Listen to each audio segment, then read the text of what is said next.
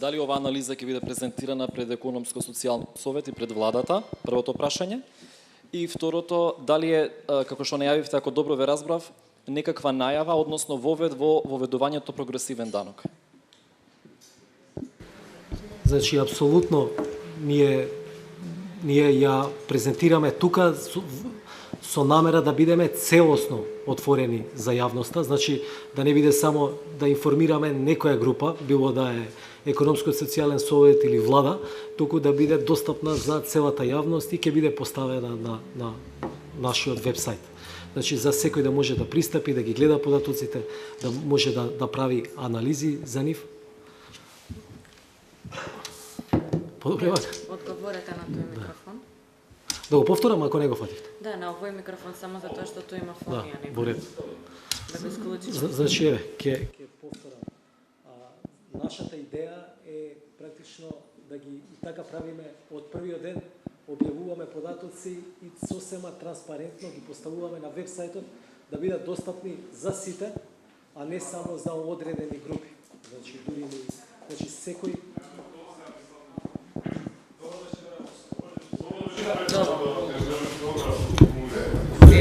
Добро.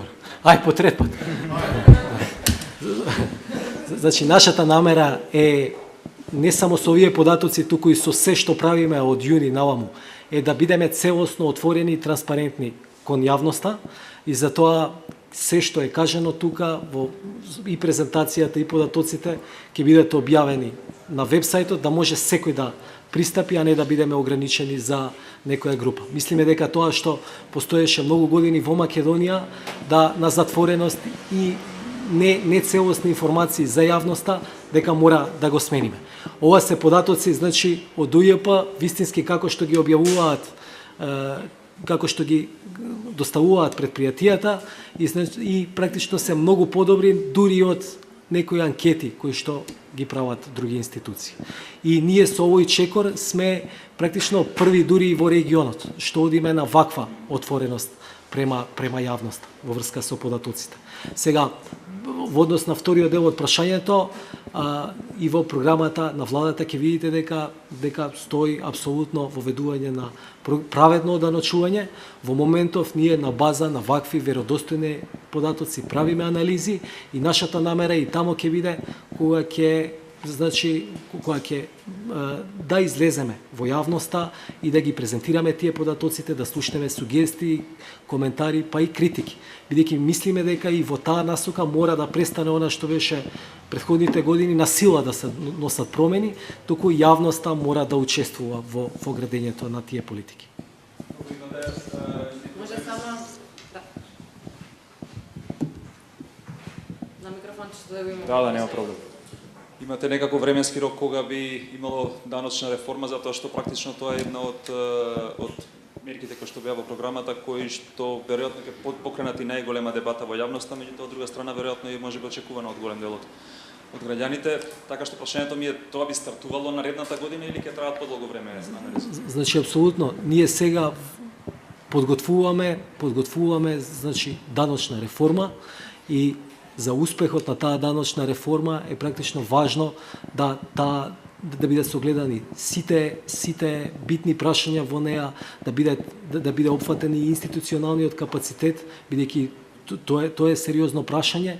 Заради тоа ние мислиме дека до крајот на годината ќе излеземе со нашите предлози за даночна реформа. Имате ли некаква корелација во однос на евидентно дека нееднаквоста е голема, од друга страна како аргумент против даночната реформа се користи тоа дека тоа би намалило бизнис иницијативата или предприемништвото во земја која што пак носи вработување. Каде гледате, кој е вашиот главен аргумент против тоа и каде гледате рамнотежата во однос на оваа дилема? Која дилема?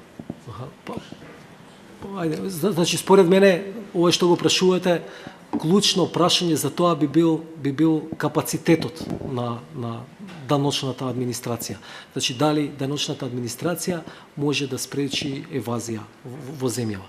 Ние работиме се за да го подобриме капацитетот. Некаде на средината на септември ќе излеземе со реформа на јавните финансии, која што е работена заедно со Европската Унија, за која што во последните неколку години немало политичка волја да биде прифатена во ова министерство, значи кој што ќе ги даде насоките за подобрување на капацитетот на сите битни чинители на системот на јавни финансии во Македонија, а меѓу кои особено важен е и управата за јавни приходи. Веќе во јавноста и некои елементи од тие позначени промени беа пласирани за следните години, но секако дека едно од нашите битни полиња на действување ќе биде тоа. Јас тука само би додал ова што го покажав на почетокот од презентацијата, тоест тоа дека постојат бројни студии кои што покажуваат дека повисоката нееднаквост резултира со понизок економски раст. Прогресивните даноци, односно преведните даноци, водат до намалување на нееднаквоста, па оттука не гледам причина зошто со тоа што намалуваат нееднаквоста, тие би требало да доведат до повисок економски раст, наместо до понизок економски раст. Така што сите овие аргументи кои што се изнесуваат против, мислам дека не се издржани со најновите економски анализи.